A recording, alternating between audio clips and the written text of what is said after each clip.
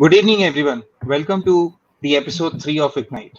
The first two episodes, we basically went into the details of the FMCG segment and the top conglomerates of India, the big diversified Indian groups.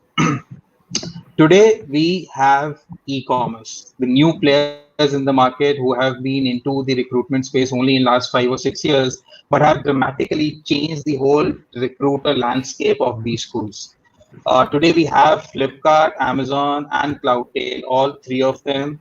I would want to take a minute to introduce each one of my panelists. So I'll start with Abhimanyu Shekhawat. He's the business head at Flipkart. He manages Flipkart Commerce Cloud. He's an alumnus of Ivy Business School and IIT Kanpur. He expertise in e-commerce, management consulting, and BFSI sector as such. And he has 14 years of working experience. He has worked previously with big names like JP Morgan Chase, EY, HSBC, and others. The second on our panel is Sriram Kilambi, who's category leader at Cloudtail. He's I'm Bangalore alumnus. He has an experience of 20 plus years, which is 2 decades, which is a lot. And he basically has earlier led brands like Unilever, Coca-Cola, Radio Mirchi, Bloomberg TV, and there have been numerous brands I mean, he has been associated with. The third panelist that we have today is Siddharth Bhagat. He's category leader, large appliances, Amazon. He's a NITI Mumbai alumnus. He has a total work experience of about a decade, and he expertise in business strategy and analysis. He's a seasoned in Amazon terms they call it Amazonian. He has been with Amazon for 7 plus years. Welcome everybody. We are very pleased to have all three of you here, and I'm sure the viewers are also looking forward to hearing the new age recruiters with new age profiles. Just to start off, because all our viewers, majority of them would be from first year. I mean, they are entering into first year. Though everybody would know e-commerce as such, but they won't know nitty-gritties about it, right? What segments are we catering to? How the consumer behavior is there? What are the characteristics of this whole industry as such?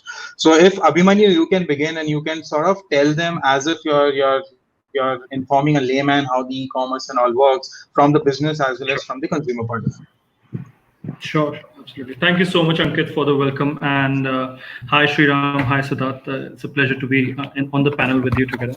Hi, everyone. I think e-commerce has had a very exciting journey over the last 14, 15 years. I think the first time when 2007 Flipkart, at least I remember that phase when we started in 2007. And those were the initial years. And of course, Amazon was as well there. And that whole curve has really shot off in terms of the penetration of smartphone and the 4G adoption that has really taken place. And it's really amazing that in the last 3 years alone, we have experienced at least 50% plus year-on-year growth in this particular industry, right? And much of the growth has been triggered by the increasing internet and smartphone penetration, which is also on the back of Jio and other providers. So the increasing digital transformation in the country is expected to grow further, and we believe that we should be hitting a 900 million kind of a internet user penetration by 21. So that's a huge population of users waiting to be addressed with e-commerce services across the board. And of course, post-COVID, things have changed a lot. As they say, there are, I remember the quote of Charles Dickens from A Tale of Two Cities, it's the worst of times is the best of times, right? So yes, there are some negatives that have come in, a lot of negatives that have come in because of COVID, but we are being pushed into digital transformation, whether we like it or not. And that's where e-commerce is actually really, really critical to businesses across the board, not only as an option, but for survival. So e-commerce is there, and it's really pushing the envelope in terms of growth. And as you all know, the basics of e-commerce are the ability to execute your normal retail transactions and your service transactions on a digital medium. That's where I would put it at. Yeah. All right, thank you, Abhimanyu. Siddharth, you want to add on top of it? Sure. I think Abhimanyu covered most of it. And that's a question I think a lot of people would have. What actually is e-commerce? I remember when I was placed into Amazon as a B school student in 2013. I actually didn't know what Amazon did. I was actually praying if I could get into a bank or an FMCG firm. So from there to now, it becoming a household name. It's been a long journey, and it's been an exciting journey. The way I would put e-commerce is, I think it's a lot of online businesses together make up e-commerce.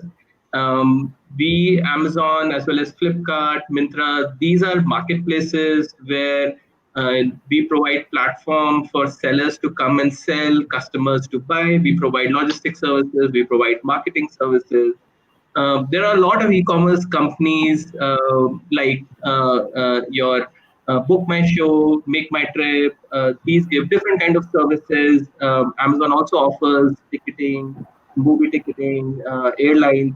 So e-commerce essentially is a lot of these online businesses, which have kind of helped transform the way customers kind of interact with businesses. And it's more of a platform that we are kind of giving. Okay. All right. Sriram, I would want you to dive into the other aspects, which is the logistics, the warehousing, and all. If you can give users an understanding about that. Right. So just as Amazon and Flipkart are these large malls which are electronic in nature, I represent a company called Cloudtail, which is a retailer in that mall. So in other countries, you have Amazon.com, which is a mall, and a store called Amazon.in at the end of it. And here in India, we have a mall called Amazon.in, but the store is called Cloudtail. So we are a retailer. So think of any retailer you go to in the street. We are exactly that, but we are in a mall, which is virtual, and we basically are on the back end. So you don't really see us except that little name when you go to a product detail page. Otherwise, we are in the back end. We're working with vendors. We're working with other suppliers and help, and we list their products on the Amazon platform, and we help you do the transaction. Then we rely on outsourced services from Amazon or anybody else for doing the delivery portion. So think of it as we are the guys who are trying to get the best of the best selection, putting it on the platform for you to be able to easily purchase. And once you purchase, we make sure it's delivered to you in a day or two, depending on where you live. And that is really our side. So just remember, in e-commerce, there are many things like Siddharth was mentioning. There is Book My Show also, but in the world of online shopping, these are the two big companies, Flipkart and Amazon. And within Amazon, we are a retailer who sits inside that mall. Got it. Very, very nicely put, Sriram. The other aspect is that this all defines as to what e-commerce is. Now, in the lockdown period, from sales going to zero, now again picking up, and I was reading the articles. I don't know the inside story, but the numbers are again coming back to those pre-COVID levels as well. And I think in the other countries, specifically in US, after the lockdown or after COVID, I mean, it's still on, but the penetration levels that the developed countries have seen have immensely gone up from maybe 10% to 20% of the whole user base, right? I'm sure that you would be seeing some new use cases coming out of COVID from these. How is the characteristics changing from the e-commerce as well as from Cloudtail, which is the logistics? Do you see any impact of, let's say, migrants or workers in your business? And if yes, then how are you tackling it right now? We'll go with Sriram and then we'll go there. Uh, so I'll tell you the bad side and the good side. I'll start with the bad side. Yeah. So a lot of the vendor partners I work with have factories in various places, and they're facing acute labor shortages. So what's happened is supply chains are facing a lot of strain. So there are Indian factories which are not able to produce. There are global supply chains that have got completely disrupted because shipping's got disrupted. There were some suppliers who have essential raw material that comes from either China or some other place, but that whole thing is now stopped for a bit. So we have watch suppliers who don't have one or two key portions and not able to create the whole watch, and so on and so forth. So that is on the bad side, but, or that is on a side which is currently on the bad side. Uh, from our point of view, the good side is that the amount of openness people have shown to come online to purchase has really gone up in a big way. I'll wait for Abhimanyu and Siddharth to quantify that for you. But as far as I as a retailer, we have seen 2x, 3x kind of business jumps in FMCG. We've seen 2x, 3x kind of jumps in kitchen appliances, large appliances. Some businesses like formal shirts, which I run fashion. So some appliances, some things like formal shirts, etc., are down. But there are many other things in fashion itself which are doing really well, like innerwear, chappals, whatever, shorts, track pants, t-shirts, they're all booming much more than before. So think of it as a way the whole business has got transformed, and maybe it's permanent, maybe it's temporary, only time will tell. Okay. And Siddharth, I mean, I would, so when Shriram was saying that it's a mall and Cloudtail is a retailer, right? Assume that there are many such shops in that mall, and many people rely on Flipkart and Amazon only for the chunk of their business, right? Uh, Yeah. in that lockdown period, they were not able to sell anything, whether this was essentials or non-essentials or so. So there was a sort of a factor of that ownership, which the biggies like Flipkart and Amazon does have towards your partners. Correct? Mm. Have you seen some changes happening in those trusts or in those let's say relationship between you and the brands, and has those things changed between you Yeah. and and those brands? Yeah. So let me actually start by giving you a quote that was there from Jeff, who is our CEO in the recent newsletter. So he talks about, and I'm giving the exact quote, that although these are incredibly difficult times, they are an important reminder that what we do as a company can make a big difference in people's life. Customers count on us to be there, and we are fortunate to be able to help. With our scale and ability to innovate quickly, Amazon can make a positive impact and can be an organizing force for progress. Right. So this kind of just baselines what the company kind of is thinking about in this difficult times. And just to give you some numbers, actually just after the lockdown, about 50%, like within the first 24 hours that we opened at, 50% of our sellers were back, right? And about 416,000 sellers were activated as of May 25th, right? These are like incredible numbers, right? So if you think of it, so many people are kind of dependent on Amazon to do their businesses. What we have also seen, and Sriram talked about it, and I'm sure Abhimanyu will talk about it, that customers are now much more reliant on e-commerce because of the entire safety aspect around it, right? They don't want to go into malls, they don't want to go into public places, and for the right reasons. And that is where e-commerce is kind of just helping those sellers reach customers in a much more secure and safe manner. So, like in terms of categories, Sriram talked about it, and I agree. I think formal shirts would not have seen that spike. We were talking about it. I am wearing it after many months actually. But actually, like categories like, and I'm sure a lot of people would have thought about it. Dishwashers saw 23x jump. There are categories like vacuum cleaners and robotic vacuum floor cleaners that saw like a 30x jump. Women wear chappals and all. Shriram talked about it. Those jump. So I think it's just the kind of product that people need have changed. But what we continue to do, what we have been doing for such long globally and in India for the last 7 years, we continue to do that, giving sellers a platform, in making it extremely convenient for customers, and that is what kind of e-commerce stands for. Okay, all right. Abhimanyu, anything changed in terms of consumer behavior as well while they are transacting online? Because one thing, another article that I was reading, so now since they can't go to malls, so window shopping is completely gone. And what I've seen is that now people are just browsing through Flipkart, Amazon, just to see as to what should they be buying. Yeah. So I think, Ankit, my panelists have actually echoed my sentiments as well. I believe that no one truly knows what's going to happen in the next 1 year. It's our adaptability to the situation which will define how we actually cater to the ecosystem. And our ecosystem is actually, if I would like to stress it, it's across four key entities now, at least in my view. One is the seller ecosystem, the other is the consumer ecosystem, the third one being the employee ecosystem, and the fourth one being the government itself.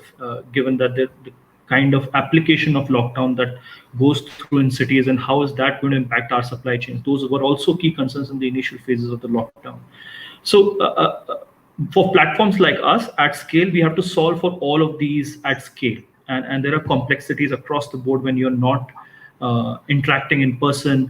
You have to ensure that the health and welfare of the employees is intact, as well as the consumers get the critical care and the critical categories. As Siddharth and Sriram also mentioned, that we had to tweak ourselves in terms of category selection to move from, let's say, premium fashion, which might not be the need for consumers, to, let's say, medical healthcare goods, or those kind of supplies, right? Sanitizers and others.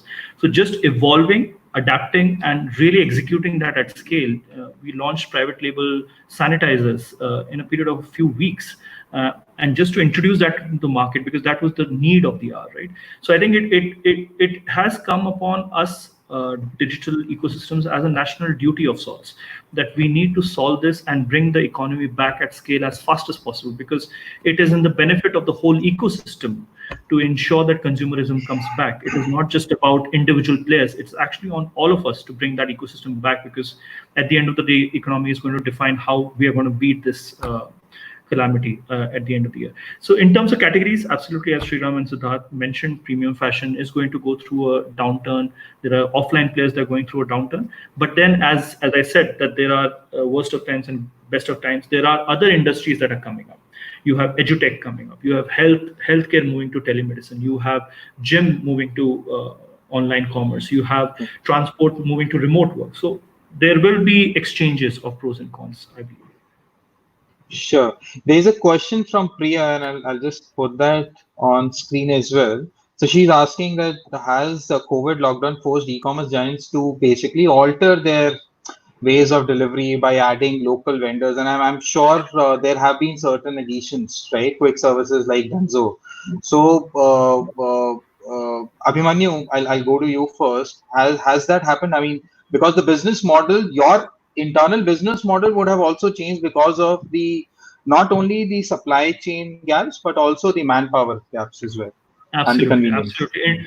Interstate supply chains got hit, national supply chains got hit. So then you move to hyperlocal choices, and absolutely, to ensure grocery deliveries and to ensure, let's say, critical care deliveries, you actually try to evolve your supply chains to bring in local retailers. And it's critical, as I said, to the seller also, and the platform becomes a mechanism to deliver the consumers. So absolutely, we have gone through that journey ourselves to move things to hyperlocal as much as possible. Okay, perfect.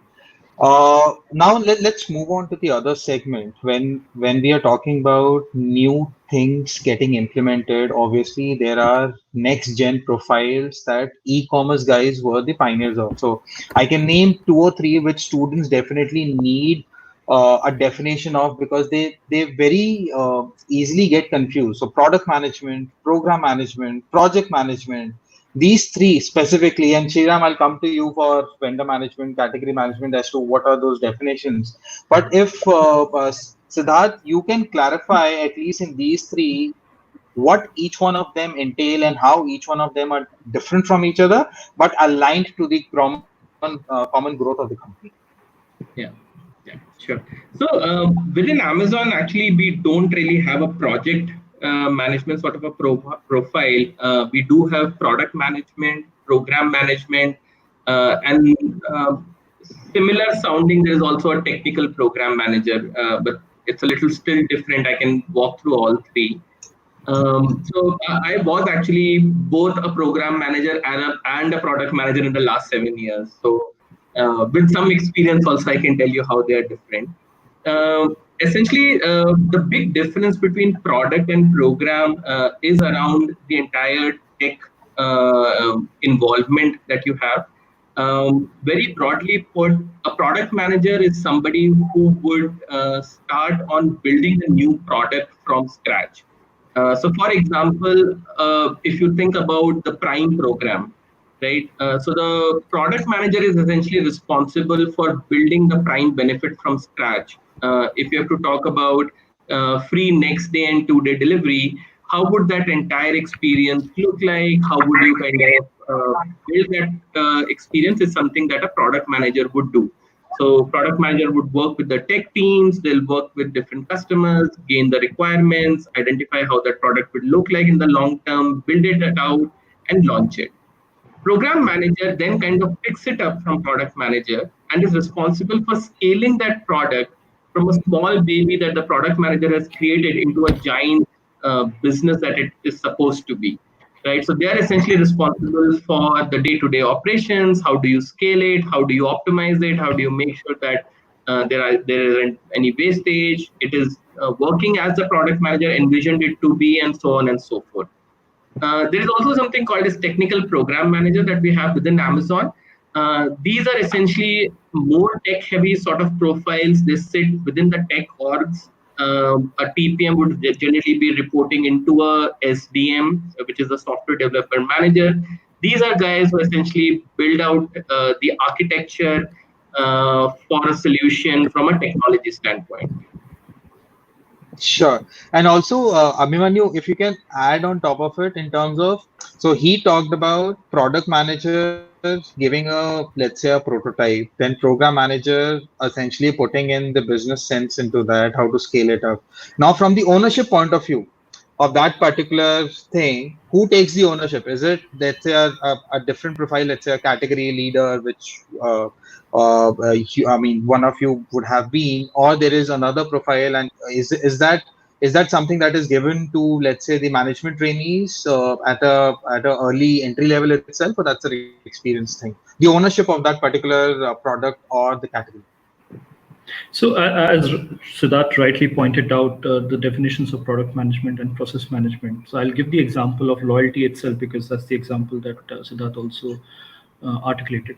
When it comes to loyalty, there's the business side, which owns the metrics of that loyalty achieving its goal, whether that be churn, whether that be transactions that you want to get at the end of the day.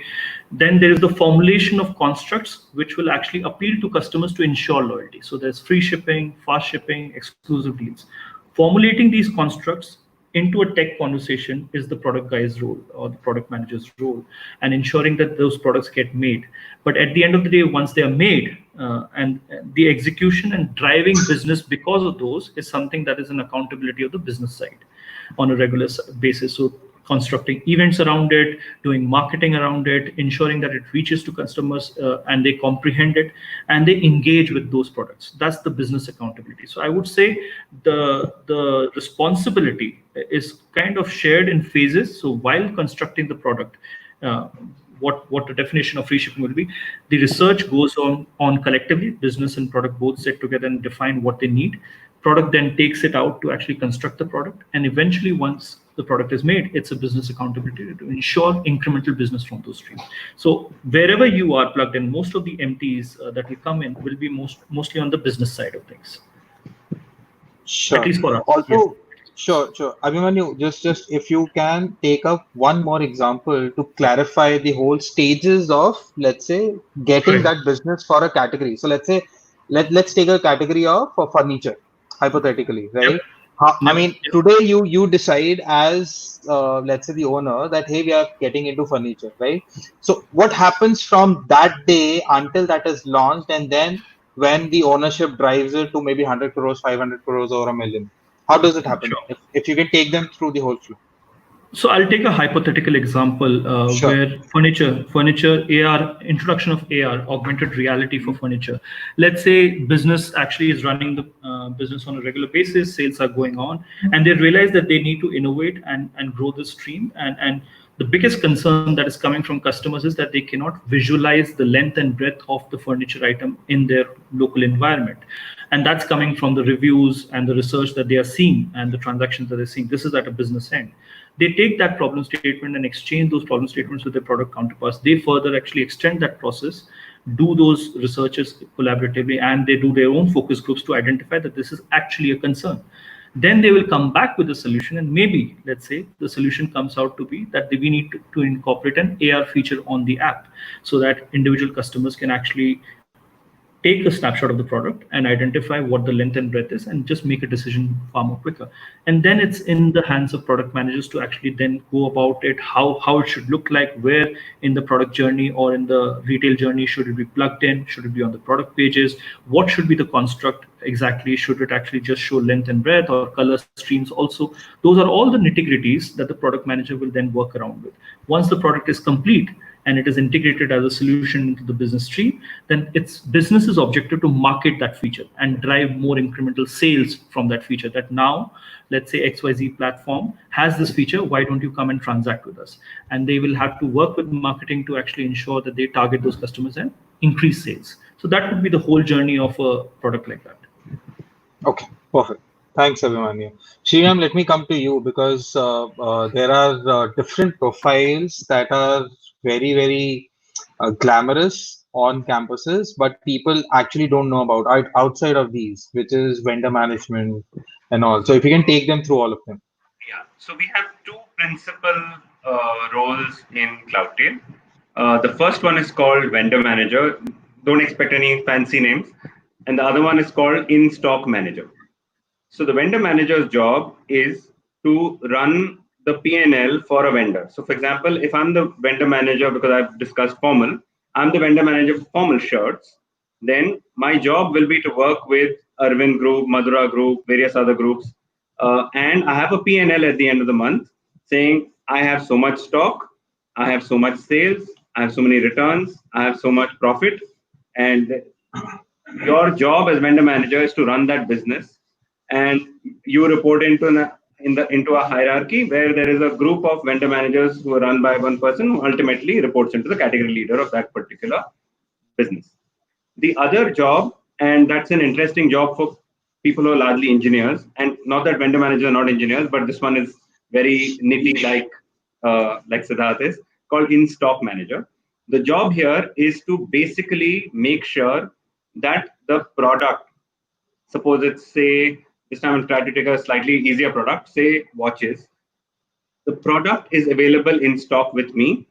It's available in stock in all the 9 or 10 locations we've decided that this needs to be there, so that if a person from Chandigarh is ordering a watch, we're able to offer it to them the next day, right? So vendor management is a P&L job. In-stock management is a job where you're looking at working with vendors again. You're working with external people and trying to make sure that you are working with the vendor supply chain team to make sure things are getting smoother and smoother.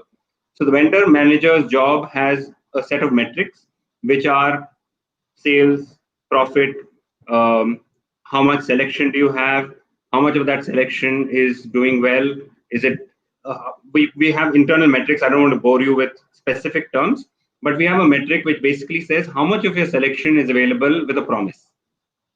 So those are the things that we ask vendor managers to be responsible for. The in-stock managers have metrics like how much of your stock was out of stock, how quickly, what is your lead time from a vendor, what is your fill rate from a vendor, and so on and so forth. So typically, we don't expect anybody who's coming new into the business to have an output goal. We just say that make sure your selection is in place, make sure you are in stock, make sure you're getting the right selection in the right place. Then let the Amazon flywheel take that. Basically, this is an old story where Bezos was trying to explain it to somebody. So he got a napkin at a restaurant and drew a circle.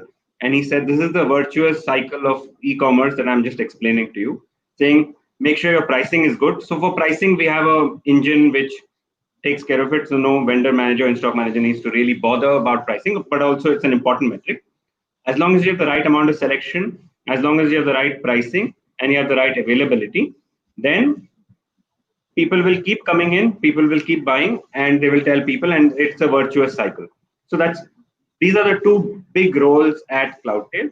The third role is a program role, which is about programs related to retail, like making sure RTVs return to vendors are happening, making sure that there are some aspects of our profitability which are not working out. Can you please dive into it and fix it for us, and so on. Ankit, is that okay, Okay. or do you give more detail? Sure, no, perfectly fine.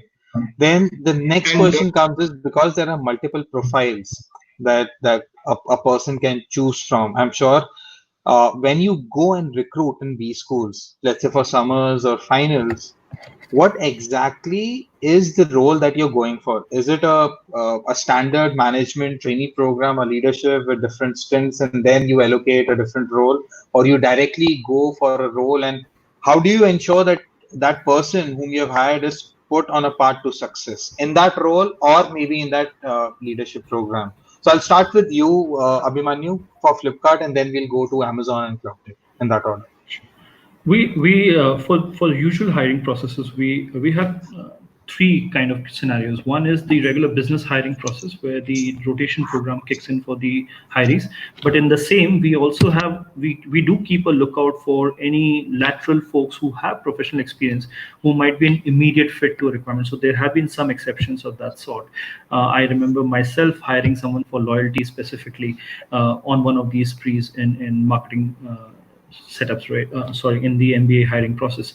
But most of them actually go through the MT rotation program, where we actually take them through the different kind of business functions that we have: supply chain, we have marketing, merchandising, we have loyalty, video, then we have the core category side also. So we do a rotation program. And the third leg is basically the product hiring process, which is a separate hiring process because the skill set required over there and the hiring methodology is slightly separate.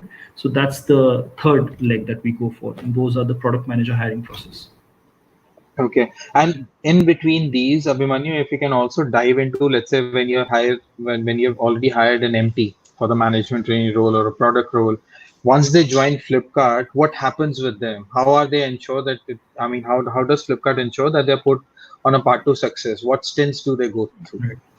So on the business side, if I actually cover, because the product side is a different circle, Sure. but on the business side, they are exposed to all the issues across key function areas. So there's the e-cart or supply chain function area, which has its own logistical complexity. There's the business side, the category management side, where they go through different kind of stints. It could be category marketing, sell side, buy side, and the last horizontal functions, which constitute of marketing, merchandising, and loyalty, the ones that actually go horizontal to the org.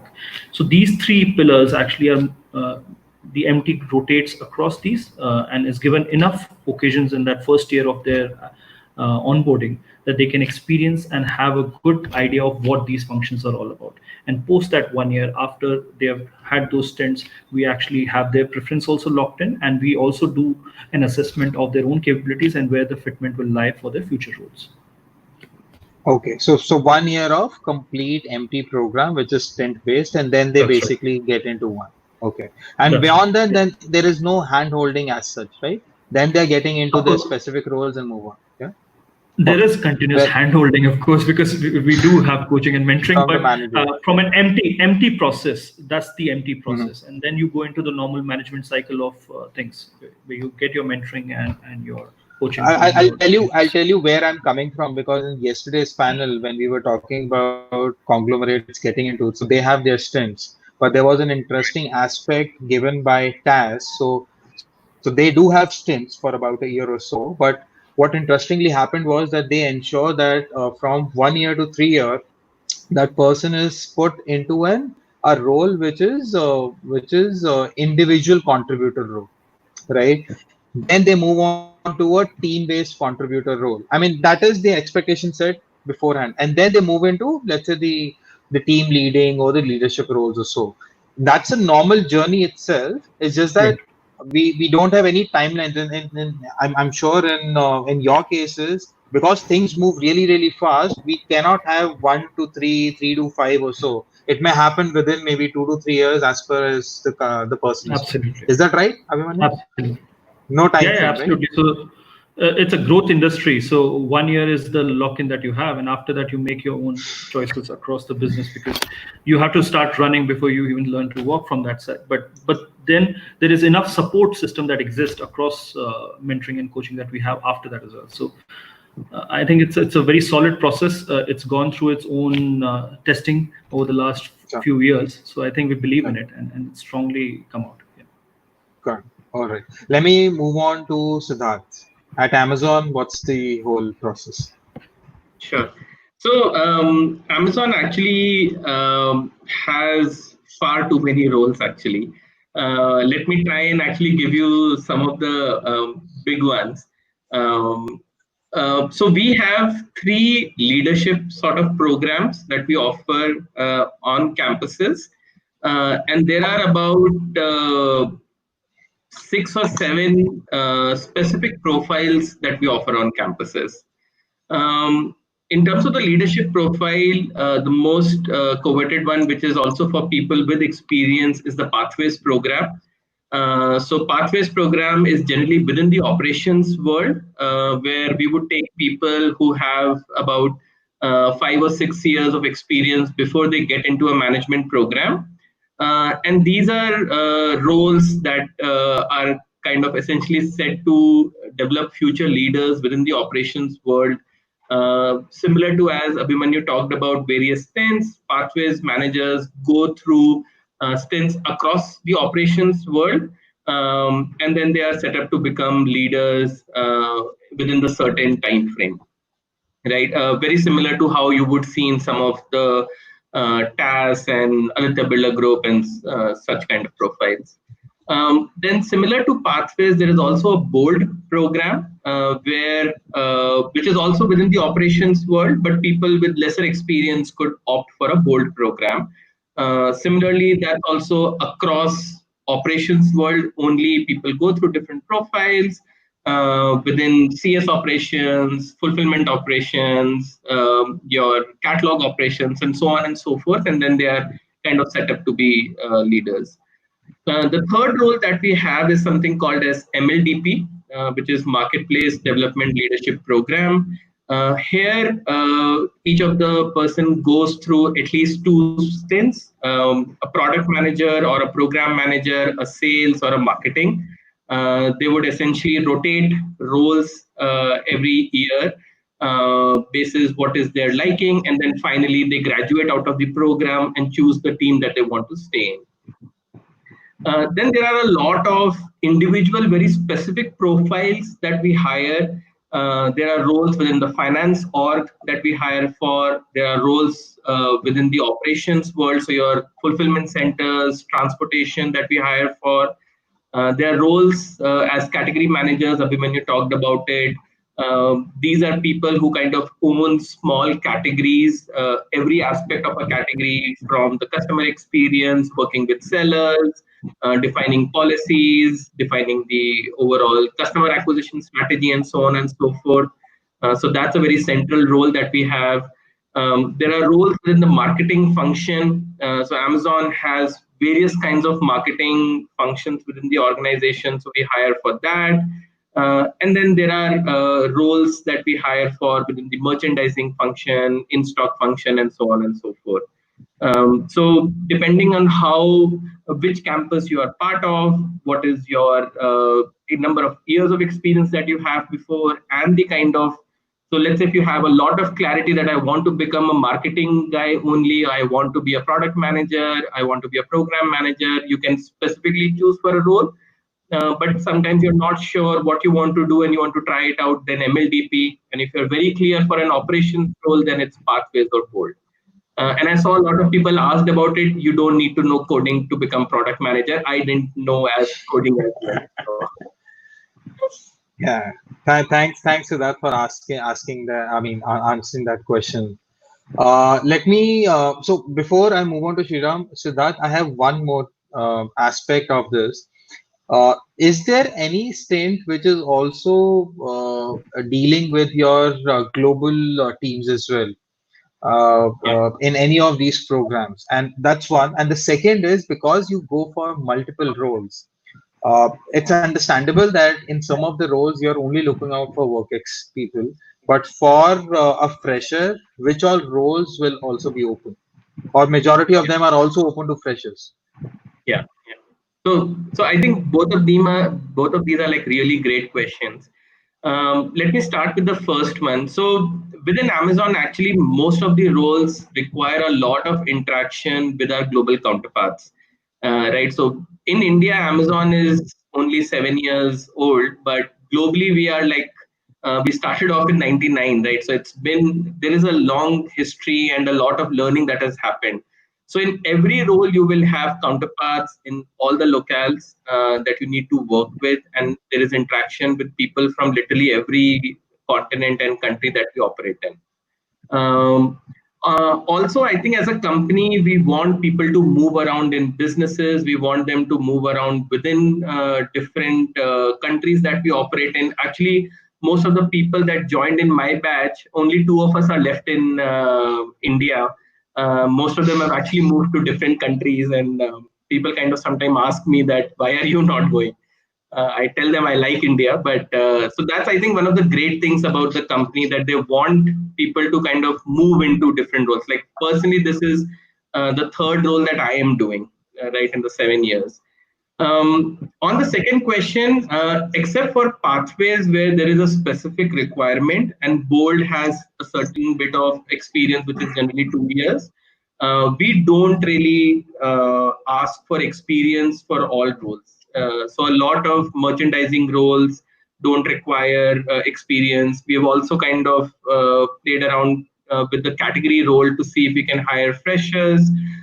So it doesn't matter if you don't have an experience, you still have a shot at getting into Amazon. And as I told, that as a company, we want people to move around. So it's not that you get into a role and you're stuck with it, right? So you can get into a company, start with one role, learn that skill, move on to do something else while you figure it out what you want to do in the long term. Okay, all right. Sriram, over to you. Unlike these two large companies, Cloudtail is pretty tight and small. So we typically like to hire in the summer program, let people experience Cloudtail. And then most of our hiring, at least more than half our hiring, is through the PPO program. Because we believe that these are people who are now understand what Cloudtail is about, what it stands for, how important automation is, etc. for us, and are able to therefore, when they come in, ramp up pretty quickly. Uh, from our overall management trainee program point of view, given that we have only two roles, we give people an option to switch between the two roles for the regular business guys, between vendor management and stock management. For our finance and HR and other parallel functions, there is some recruitment, but the numbers are far smaller than what they would be for the other larger companies. Uh, but because it's small, it also has its own advantages of cohesiveness and the same kind of profile across the board, and that there's a lot of interaction and a lot of understanding from learning from each other that we typically see vendor managers and in-stock managers get. But that said, yes, that is something that we believe that India is the most exciting company for a retailer to be in, and as an e-commerce retailer, I think it's just the place I would look at. So, look, I think these are exciting new companies, exciting new opportunities for you guys, and you should look at what you'll be able to add to yourself across these three options. I'm sure there are many more. I'm only on the panel, there's just three. And I think the important question, some of you are asking questions about coding, etc. I don't think those are important. What is important, all these companies are looking for really good, bright talent to come and be a part of a very special journey our country is going through. So I think if you'd ask me hand on heart, uh, I would just be super excited to work in e-commerce. It doesn't matter where. I totally completely agree with you because I think as we grow fast, we open up more opportunities for people to grow within, and that comes that makes me ask the second question, because everybody talked about that there is always a flexibility from moving around from one profile to another, right? Abhimanyu, you tell me, if let's say a person has to move around different profiles, ideally at what stage that move around should make sense for him or her given his professional journey. That's one. And second is obviously they will have to work on those different aspects, and that you would be ensuring through stints so that they know as to what that particular thing entails. It's not that they can jump around for maybe a decade or two, or is that the case? I don't know, but for clarity, if you can just put your thoughts on as to what's an ideal time to jump around. Absolutely. So I think my own journey, I'll take the reference of my own journey. And I believe Siddharth has also probably gone through that phase with his changes in Amazon and actually growing through that process. So I've gone through 4 changes in the last 5 years with Flipkart, and not changes, actually growth spurts for myself, because my objective was to understand the business of e-commerce. It was not just about understanding, let's say, finance or marketing, but to understand the ecosystem itself and how different aspects work around. So as Sriram just rightly put up, getting into e-commerce is the objective. If eventually you learn the language and you grow in that ecosystem, because that's the next door of retail future or any kind of commercial future that you want to. You need to know the language. It's going to define the future from that perspective. So I started from finance because my background, as you said in the starting, I come from a financial background with the context of marketing analytics.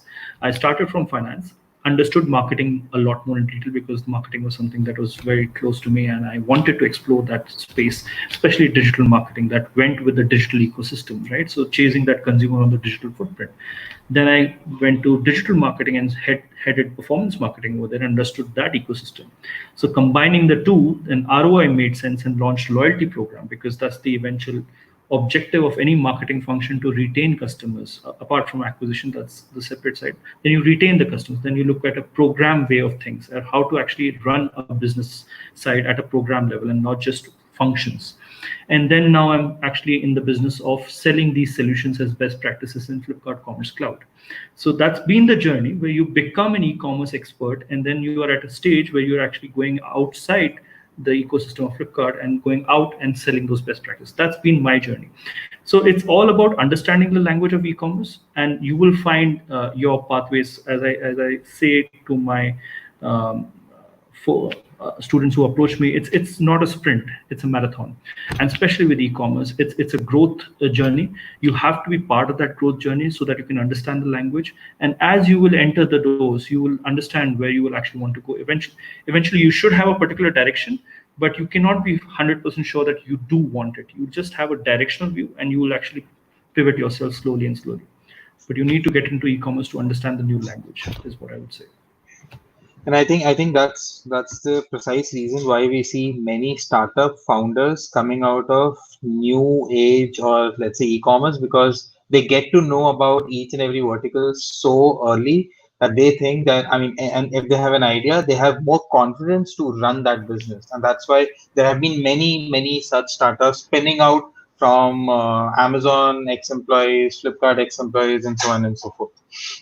The other aspect is about when they are jumping between opportunities, right? Let's say there are different opportunities, there are different companies that only do IGPs, they call it, internal job posting. So before filling in anything, they basically open it up for their management training cadre in terms of the leadership. Is that true for all of you? I mean, in just a minute, maybe yes or no, or if you want to dive into that Yes. before moving on to the external. Yes, we do Absolutely. have IJPs. Yes. Yes. Okay. Awesome.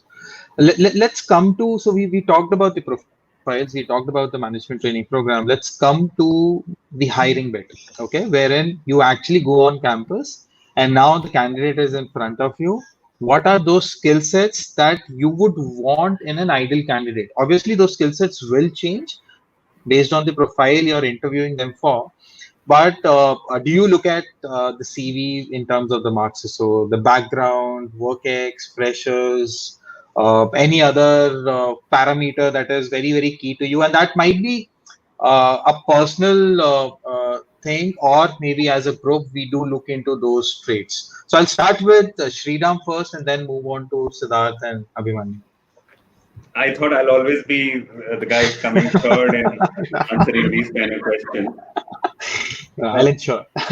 Okay, so I'll have to cheat a bit because there is something that I'll have to now give you a little more background.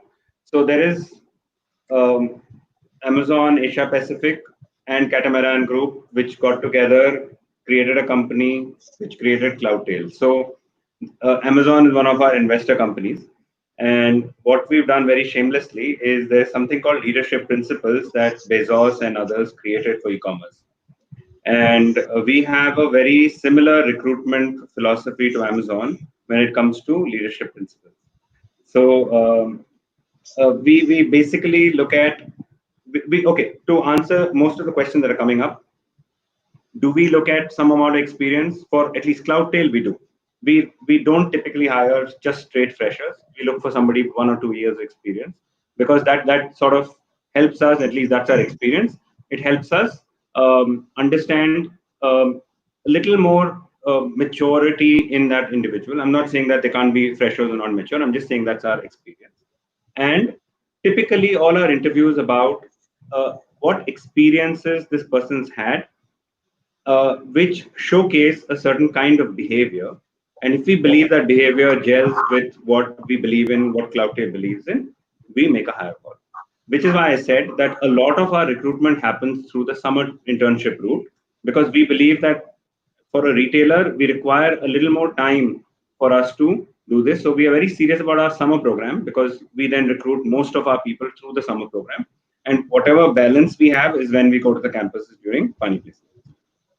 So we typically look for in this world, without being able to play with data easily, it's a no-brainer. So we have to look for people who are understanding analytical skills are super important.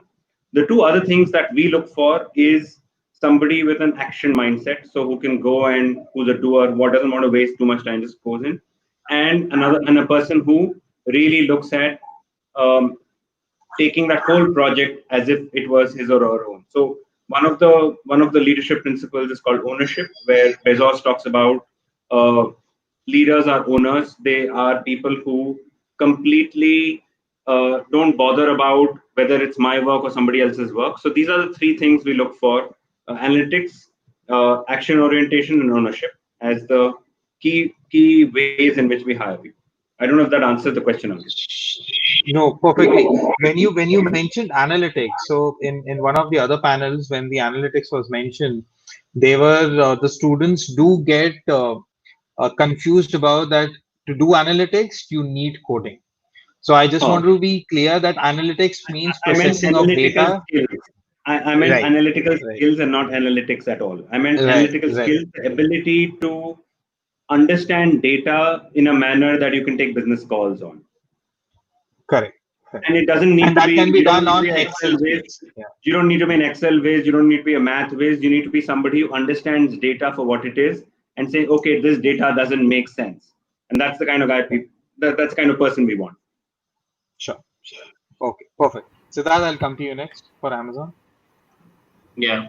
So, yeah, I don't know. This coding thing keeps coming up. You don't need coding. Don't need to know coding to get into Amazon. I think most of us were very bad in that. Else, I think I would have just continued being a good engineer. But the way we hire within Amazon, and as Sriram talked about, there is an entire leadership principle based hiring that we do. Let me first start by telling you, you don't need to have 90% in 10th and 95% in 12th and an IIT grad to get into Amazon. I was none of the three, so that's okay. We don't expect that you should know everything that's going around in the world. You should not, if you don't know the capital of Zimbabwe, that's okay. So we don't test candidates based on that. We don't shortlist CVs just based on their engineering or their graduation, college, and their 10th and 12th marks. Those things do have a weightage. But what we essentially kind of look for is that somewhere where you have done something extraordinary. So it could be that you are an SRCC graduate. So that itself is a great thing that you have done. You had done an investment banking stint somewhere. That is a great thing that you have done. You were a great musician sometime. That is a great thing that you have done. So somewhere where you have kind of excelled in your life, even that one point is there, I think that should help get you a shortlist. Once you have a shortlist, the interviews are not to test if you know that particular skill. So a lot of us understand that campus graduates don't know how a product management function works. They can't describe a architecture of a software solution to be built and so on and so forth. So that's okay. I think what we generally test for is that things that you have done in your life, things that you've written in your CV, do you know them well? Are you a good Amazon fit in terms of our leadership principles? Is there a cultural fit that can happen? Mostly, we don't hire for a specific role. We hire for Amazon, and that's why people are so free to move around because you are a great Amazon fit. That is what is important, right? So for people who want to apply for Amazon and get into it, I think it's important that you try and understand those leadership principles really well. Try and understand what they mean. Try and see that in your life, whether it is your MBA 2 years that you have spent or 1.5, whatever that is, your graduation, your work, wherever, have you demonstrated those leadership principles in the way you have worked? And try and bring that out during the interview, and you should be okay. Otherwise, there is no strict rule that we only hire people who are from these undergrad schools or this is the marks or anything like that. Okay. All right. Coming to you, Abhimanyu. Yeah, so I absolutely agree with my panelist over here. There are the leadership frameworks that we as well have. We have Audacity, Bias for Action, Customer First, and those that we're looking for in an individual and his past historical projects or business experience. So it's not necessary that they have had to had any business experience. We're looking for those attributes even in their engagements with regard to college projects or any kind of problem statement that they're trying to solve in life, right? So it's not that you have had to had done something which was specific for that particular role, because we're looking for individuals who can actually solve issues on the run. These are uncharted territories, right? So as I said, this is a growth industry. We want to look for people who have critical skills, critical analytical abilities that can actually go through uncharted territories.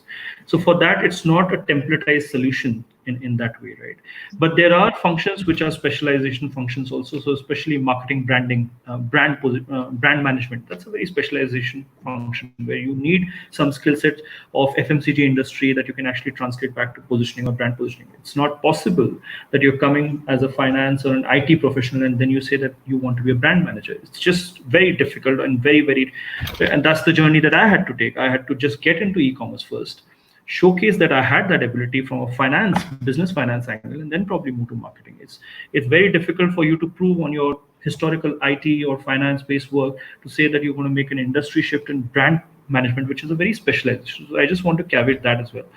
Majority of the roles, which is the category side and other marketing roles, look for these core capabilities and leadership principles to assess the individual's ability to handle uncharted territories and ambiguity.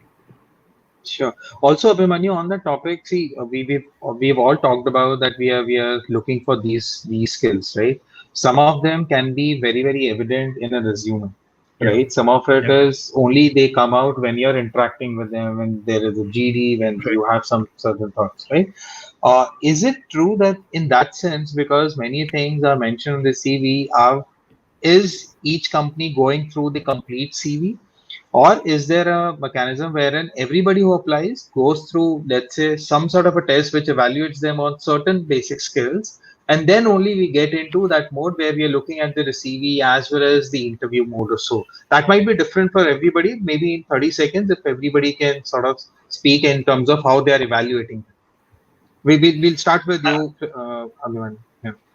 Yeah, so I'll just add the practical reality of the situation. Given that both the platforms, I'm chiming in for Amazon also, we keep getting CVs across the board, right? So it's important that the CV stage is also meeting the filter criteria, that you've actually captured all the essential points, because not everything will go through all the processes, right? There is a filtering mechanism that does take place. That's the reality of the situation, because we have too many that are coming in, and that's how practically you can actually manage. Otherwise, we'll all be sitting just hiring for the whole year, right? So people need to be cognizant of that CV also makes an important portion of that application process, and at the same time it's an opportunity for you to actually convey to the recruiter that what is special about you. So I would say that it's a conversion funnel for us, and we try to give as varied candidates across the board. So I've had interactions with folks from the fashion industry, from the FMCG industry for a role which is loyalty. So I'm looking for ideas across the board at times. So yeah. Sure. Okay. For Amazon, Siddharth? Yeah, so I think Abhimanyu captured it accurately. I think the way we do our shortlisting is essentially each of the teams who are hiring and students have shown interest, they get those kind of set profiles, and then they are expected to kind of rank all the CVs in a certain order. And then we also try and match if candidates have rated those profiles in order their preference. Wherever there is a match, we offer a interview to them. What we look at is that there is kind of a, if you think of it like a scorecard of sort where everything has a marks, but the most important thing is that spark that we are kind of looking at, and it's not really that you have to be kind of scoring well in all of those. Sure. And isn't that spark very subjective? I mean, that's my question. Many a Yeah. times, so within the panelist itself, right? Let's be honest about it.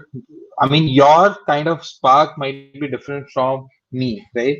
And Yeah. I mean, both of us need to come onto, let's say, a common platform that yes, let's hire this person because we see something in it. It's very subjective, right? It's how you interact with those interviewers, how you sort of take things forward. So it is on you rather than on the interviewer. So Ankit, actually, just to clarify, so that is just to get you an interview. Right now, Right. after interview, we still have a long, elaborate process of actually making an offer. So it's easy to get an interview actually, because there we are not making a subjective call, and it's not that both I and Sriram or I and Abhimanyu need to agree that this guy is good. Yeah.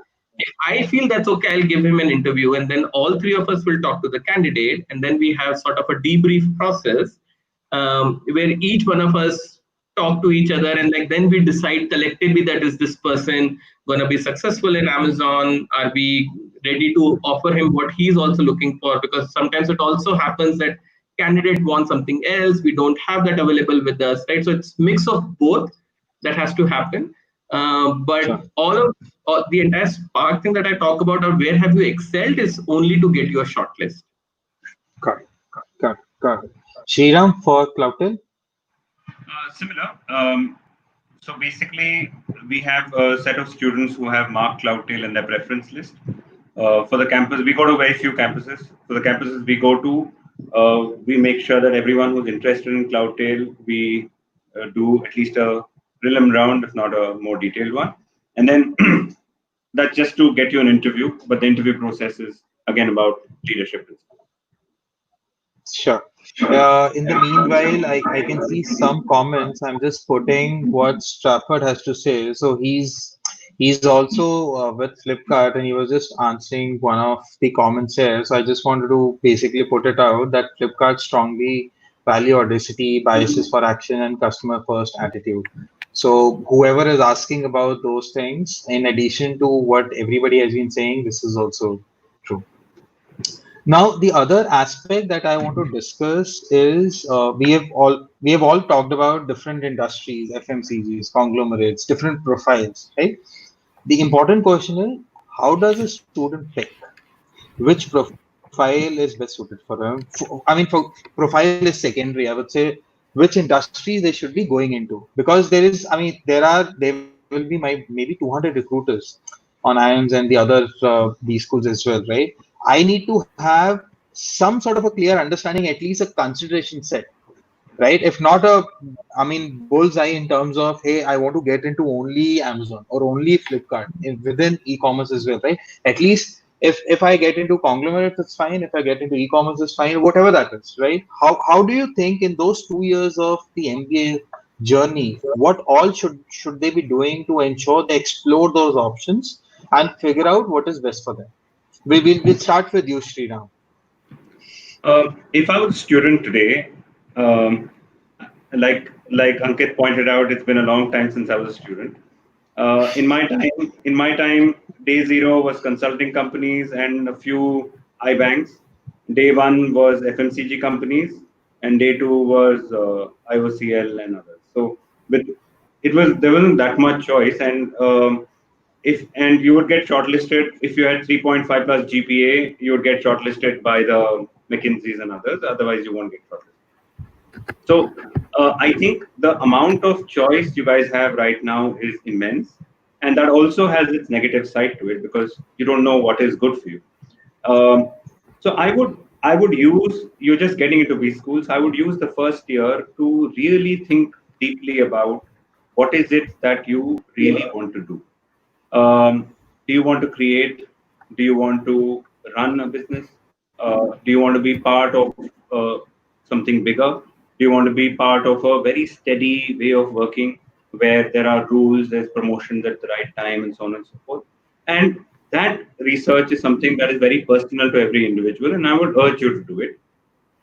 Um, I think that there are just a lot of opportunities. I'm sure COVID aside, and hopefully things will recover. But there are a lot of great opportunities for all of you. Um, I would just say that if I was right now a student and I'm inclined towards marketing, I still think the FMCG companies offer great marketing roles, right? Where marketing is central to them.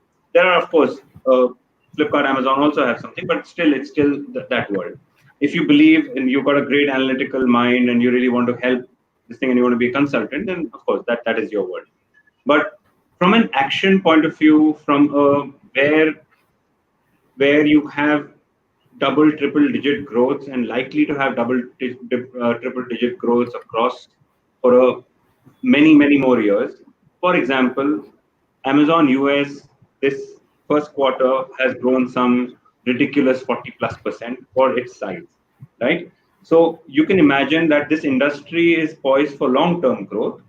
uh, so this should be in your consideration set if that's how you think and you want to run businesses, be in tech, trying in the it's a very interesting place to be in the middle of tech and in the middle of business.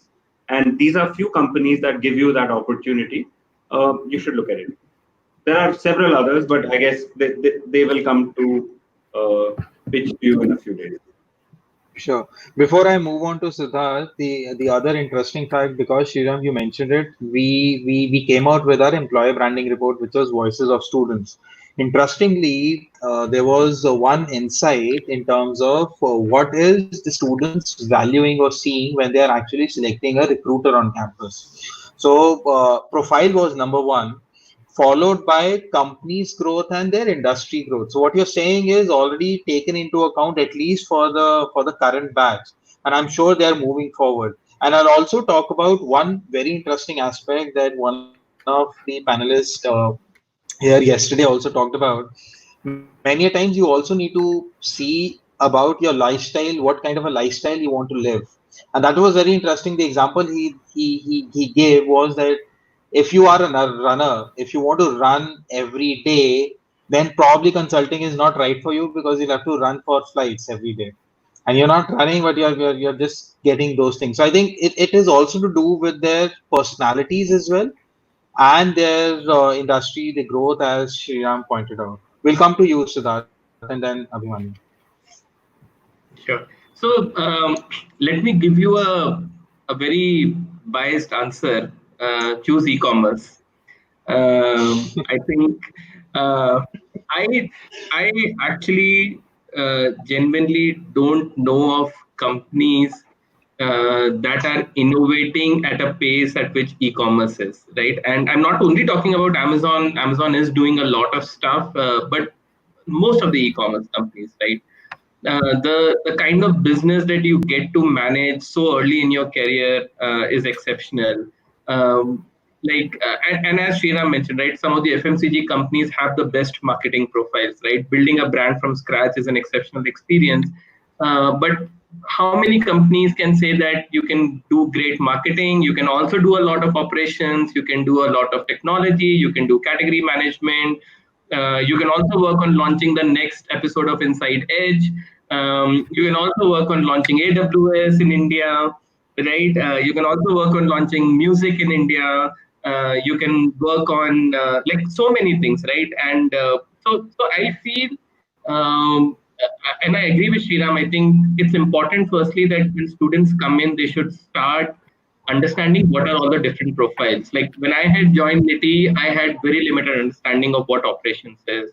I vaguely knew what HR does, but I didn't knew the details. I always thought finance is only about working in a bank, and the person I used to go and see while taking cash, right? So, and I just knew that investment banking pays a lot.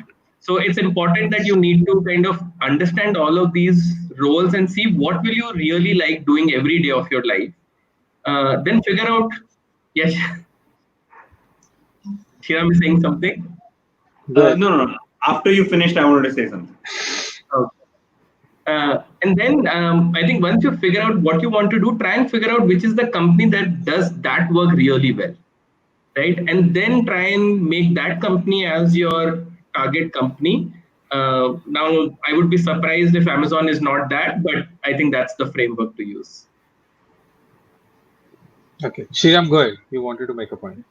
What is elbow cough, elbow cough, elbow cough? I really want to understand what Priyanka Joshi is trying to say.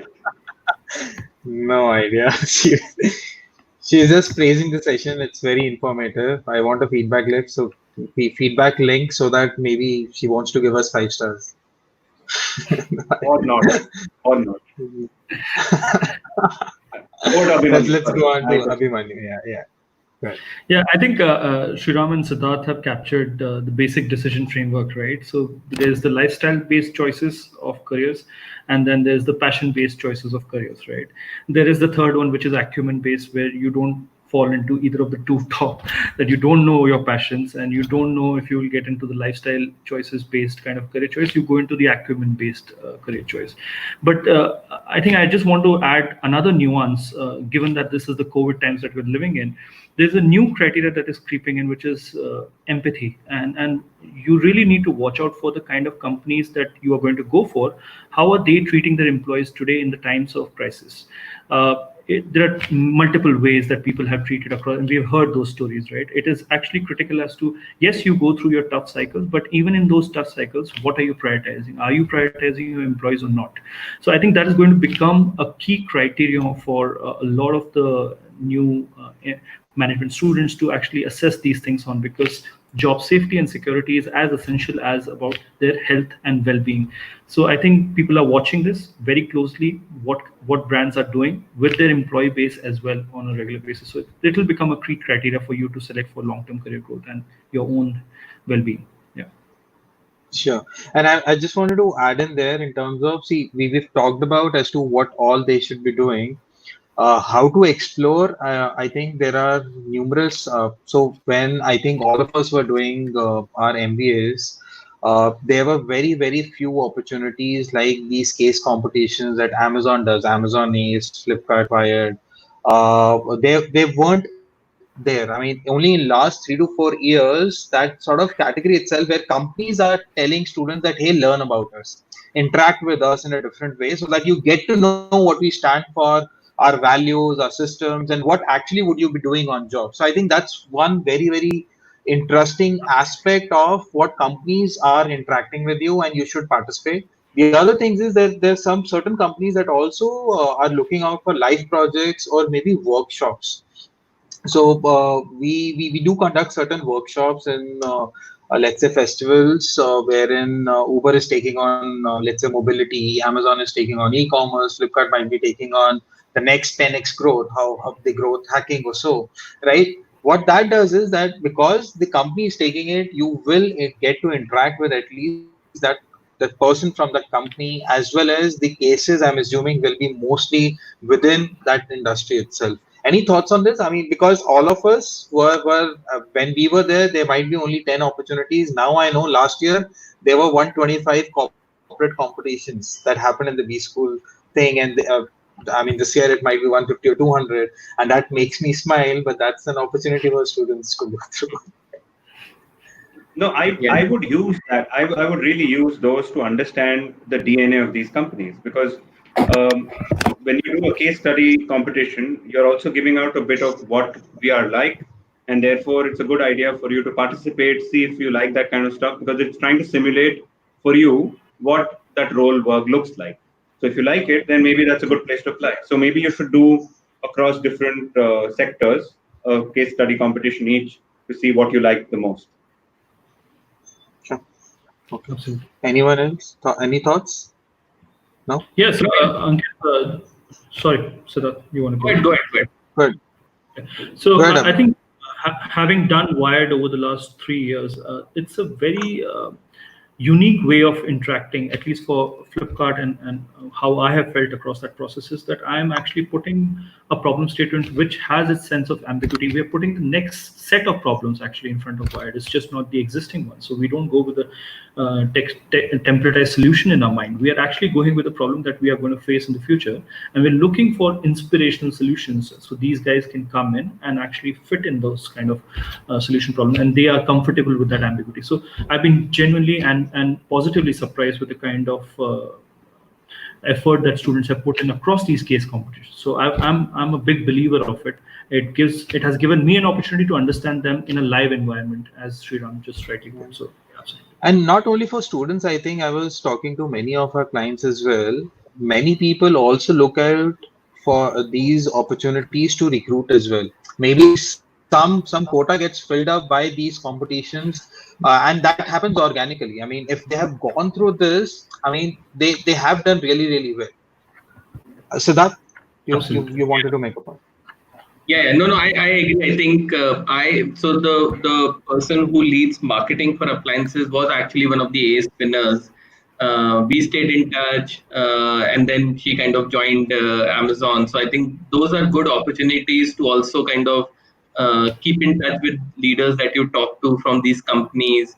I think one of the other things that people kind of should do, and I'm sure a lot of them do, is talk to your alums who are in these companies. They will give you a lot of valuable insights into the culture of the company. What is the kind of role? How does a day look like? What are the good and the bad things about the company? So I think talking to them would also help you make that choice much more clearer. Okay. All right. Perfect. On the closing note, I have just one thing because I mean in these times students are sitting home. One thing that they're doing extensively is browsing through online courses. Okay. One, do they add value onto the resume? If you are an MBA from let's say a tier one B school, or I mean let's say a B school, right? Do you think, as a recruiter, any online course adds value onto the resume to make the shortlist or during the interview for discussions? Any thoughts on that? Because I mean, many people are going through all kind of online courses. I think if you think of these more from your skill enhancing standpoint, so that you are successful in the long term, there are more discussion points that can come up during the interview that will just help you be a more well-rounded professional. I think they add a lot of value. But I think if you're already from a tier one B school, like there is no real question on your capability, right? Then it's more about what you want and what the company is offering, is that matching or not, right? So it's not really that company is there to choose you. I think it's more about we are trying our hard to make sure that students choose some of these companies to come and work for, right? So I think of them more from a learning standpoint than really names on your CV. I would agree with that. I would say that do online courses only if you believe that they are good, reputed, and add value to you. I don't think from a recruitment point of view it'll be too much one way or the other. Um, I would just urge you, if you have a lot of time on your hands, read some really good books as well. Yeah. I think my opinion slightly differs, and I see it as an indicator of, and unfortunately, right now it's only online that you can do education on right now. So a lot of the certifications that folks are doing on digital and let's say AI ML specialization towards the tech side, it really tells them that they are passionate about it. They're ready to invest some time and effort into it. But the certification does not make a lot of difference to me when I'm assessing the individual, but it makes a difference when I actually give them a case study or having a conversation with them. Are they ready to actually talk to me in the language of digital first? Are they comfortable with that? Because that will actually act like a filtering mechanism. So if that process of certification is helping you to be conversant in that digital first language, absolutely go for it. So your understanding of SEM, Google SEO, everything else, I think those are table stakes now in the internet economy. If you know that, it's good. If you don't know, it's actually a negative. If you don't know that, that's a bigger negative. You should be knowing it. But I'm not looking for certifications as such. But I will consider it when I actually have a conversation with you. And if you actually come across as someone who's conversant in that language, I will appreciate that. Absolutely. Sure. And also, Abhimanyu, on that point, do you think it's a good idea for companies like all three of you? You see, you're actually very new. You won't have any case studies in the books, right? Professors wouldn't be taking your case studies in your classrooms, and people, unless and until they work with you or go through those competitions, doesn't understand this industry altogether. And that's why we are doing this, right? Do you Yeah. think, I mean, companies also can launch certain online courses? Let's say Flipkart, Amazon launches courses on how to manage a category. What is the e-commerce all about? So, do you think, because you mentioned that then online course for me is not a cutter, but let's say if a person has gone through that course done by one of the e-commerce, do you think you will give value to that because they would have had an understanding about the industry in addition to what they're anyways doing in their B school? Just a thought. Uh, Yeah, Ankit, I actually gave it a thought as well as to do we need to templatize that education for e-commerce? I am from a different school of thought that I don't think e-commerce is a different stream. It's just a different mechanism of doing the same business that we've been historically doing. So those books exist, right? So every day that a student is actually having a conversation on, let's say, a Colgate case study or let's say a medical case study or any of those instances, I would advise the students to identify how they would have done this in a digital ecosystem. So an example comes to my mind, in insurance or how do you do KYC in a digital environment, right? You're so used to the offline interaction, you apply that lens of the digital first language. Slowly you'll realize that you're speaking that language. So all we are doing in this business, and not to trivialize our business, but all we are doing is identifying user, because we are not in the offline ecosystem. We are in the process of user identity, right? Because the moment we identify who this person is, what their likes are, what their dislikes are, how to engage them, how to influence them, and eventually how to make them transact, that's the journey we are in. That's exactly the offline journey that a mom and pop store goes through, but he has an offline physical interaction. Is just how do you translate that in a digital ecosystem? So every time the ability to question that step, and you all know the technologies that exist, apply both the lenses, you will come into that critical thinking thought process. I don't think we need to rediscover the education of how to do retail. That's absolutely not required because those books exist, I believe. Okay. All right. Perfect. On my last question, and I think I just want closing thoughts from all of you. Two things, if you can give one advice to students, what they should be doing right now, and what it takes to excel in the e-commerce domain as such. These two things. If everybody can sort of take a shot at it, I'll start with Siddharth. Okay, because I think the person who goes third has to always say, I agree. Most of the points are already. Uh, but yeah, I think it's not a secret. I think the world is going to change very rapidly in front of us. I think a lot of things that we took for granted, our supply chain, our public interaction, everything is going to change. So I would advise people to be general athletes. It's important that you learn more than one skill. Don't try to be the best at only one thing. I think try and learn few skills while you are there on campus, while you're doing these case studies, these courses or whatever. I think that's what's going to make you successful. When companies come on campus, you'll have more choices. Things would have changed by then. You don't know what's going to happen. And even when you join any of these companies, Amazon, Flipkart, Cloudtail, any of them, right? People who are kind of good at multiple things and could be leaders are ones who are good in more than one thing. I think that's what I would give as an advice. Sure. Thanks, Sriram. My advice is use the first year wisely. Make friends with your second years because they will be going and they will be your link to understanding what company is good. Use this time to learn a little more about yourself because there are many opportunities out there, many options. It's important that you are able to fit yourself into that world because remember, careers are not just things you do for money. The amount of time we all spend at our offices is a significant investment. So if you khuda na kare, you get into the wrong place, then it's a unnecessary 1 or 2 year churn. It doesn't matter in the long term, but it matters when you're in it. So try to take those calls right now in terms of what is it that you wanting to do, what are the sectors you're okay with. Think about it that way because unfortunately, fortunately, MBA is more about the job that you get at the end of it. Then there's also education on the side. So keep that important part clearly in your mind. Make sure you're thinking about all that. Broaden your horizons. Read a lot more. I wish I had done that during my MBA. It was long, long back, but Amazon had just started, and I had no clue about Amazon for many years after that. Right? So there are things that the world is changing. COVID might change it even more. So just keep yourself open, learn more.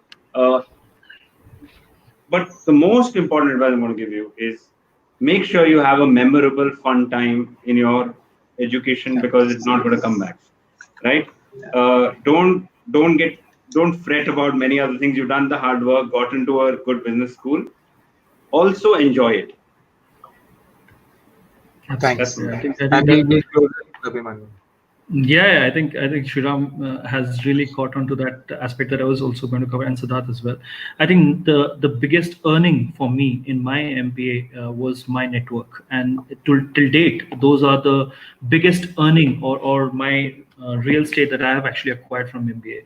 Because trust me, the first job that you will take after MBA is not going to be the job that you want to do.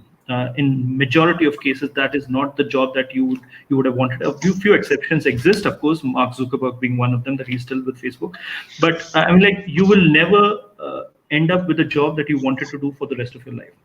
So at this point in time, what you have is your network, and this network is the network that will actually come handy even 10 years down the line, because this is the same network that you can reach back to and get advice from, get your mentorship, coaching, and your next level of growth as well. So keep at that friendship element. That's the core for me as well. So absolutely, I resonate All with right. that. All right. Thank you so much. So Thank you so much. that was e-commerce, startup, new age recruiters for you. I hope we answered, if not all, most of your questions that you have in mind. Tomorrow we have a panel. I say a star-studded panel because all the HRs from different segments will be there, and there we'll be pushing across summer placements, final placements. Why should they not come to your campuses and all of that? So I see many questions here that are relevant for tomorrow's discussion, and that's why we couldn't take it. And in the interest of time, we couldn't take all the discussions. We'll do it tomorrow and for the future sessions as well. Thank you so much, Sriram, Siddharth, Abhimanyu. Thank you so much for joining us. I hope you have a good. I mean, we had a good discussion, insightful one, and I wish you all the best. Thank you, Thank you for Ankit. having Thank me. you for having me.